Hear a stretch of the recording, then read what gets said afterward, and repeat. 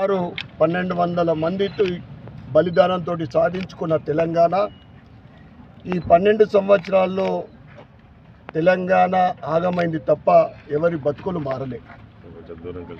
ఒకవైపు 2014 నుండి భారతీయ జనతా పార్టీ కేంద్రంలో ప్రభుత్వం ఏర్పడ్డ తర్వాత అప్పుడు 11వ స్థానం ఉన్న ప్రపంచ ఆర్థిక పరిస్థితి భారతదేశంది ఈరోజు 4వ స్థానము, కొద్ది రోజుల్లోనే 3వ స్థానం ఎగబాకుతూ ఉంది.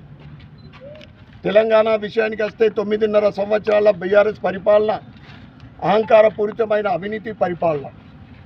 దానికి ప్రజలు బుద్ధి చెప్పడం జరిగింది.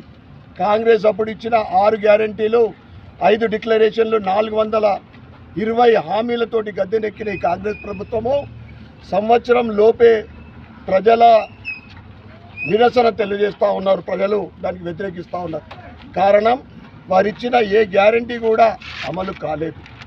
మహాలక్ష్మి పథకంలో కేవలము ఇప్పటి వరకు 20 నెలల్లో వాళ్ళు అమలు చేస్తుంది పూర్తిగా ఏదంటే ఒక ఫ్రీ బస్సు తప్ప 20 నెలల్లో ఏది కూడా రైతులకు కానీ, యువకులకు కానీ, మహిళలకు కానీ, బీసీ బిడ్డలకు కానీ, ఎస్సీ ఎస్టీలకు కానీ ఇచ్చిన ఏ హామీ కూడా అమలు చేయక వాటిని తప్పించుకోవడానికి కొత్త హామీలు ఇస్తున్నారు తప్ప వాటిని మర్చిపోవడానికి ఇది రాజకీయ గేమ్ నడుస్తుంది తప్ప ఈ కాంగ్రెస్ ప్రభుత్వము ఈ 20 నెలల్లో నేను యాజ్ ఎమ్మెల్యేగా ₹1 కూడా సిడిపి ఫండ్ రాలేదు. అంటే ఎమ్మెల్యే ఫండ్ ఇయ్యలేని దుస్థితి ఈ కాంగ్రెస్ది.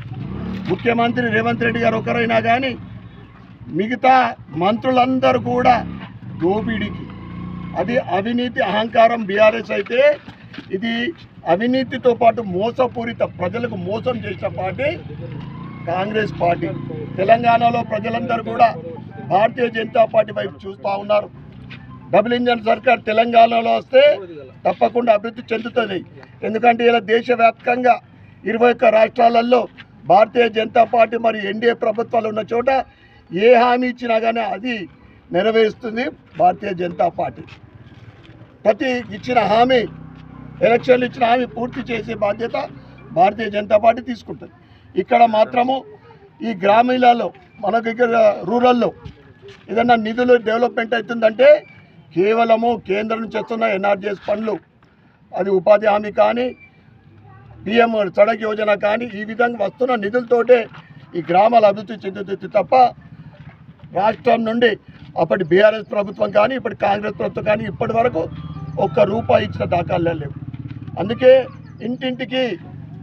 ఇంటింటికి బీజేపీ అని ఈరోజు ఇందల్వాయి మండలంలో గన్నారం గ్రామంలో జిల్లా అధ్యక్షుడు సోదరుడు దినేష్ కులాచారి మరియు ఇతర నాయకులు కార్యకర్తల ద్వారా ఈరోజు ఇంటింటికి బీజేపీ పాంప్లెంట్ ఇవ్వడం జరుగుతుంది. ఎక్కడికి వెళ్ళా కానీ ప్రజలు సంతోషంగా పాంప్లెంట్ తీసుకుంటారు. ఎందుకంటే ఈరోజు దేశ నాయకుడే కాదు, ప్రపంచమంతా కూడా పొగడుతున్న నాయకుడు ఎవరంటే మోడీ గారు. ఆయన 11.5 సంవత్సరాల పరిపాలన, 13 సంవత్సరాల ముఖ్యమంత్రిగా, 11.5 సంవత్సరాల పీఎంగా ఒక్క అవినీతి లేకుండా ఇలా దేశ అభివృద్ధి లక్ష్యంగా పనిచేస్తున్న ఆయనకు ప్రజలందరూ కూడా నీరాజనం తెలుపుతూ ఉన్నారు. తెలంగాణలో కూడా భారతీయ జనతా పార్టీ వైపు చూస్తూ ఉన్నారు. రాబోయే స్థానిక ఎన్నికల్లో మనమందరం కూడా నాయకులు, కార్యకర్తలందరూ కూడా భారతీయ జనతా పార్టీ సంక్షేమ పథకాలు ప్రజలకి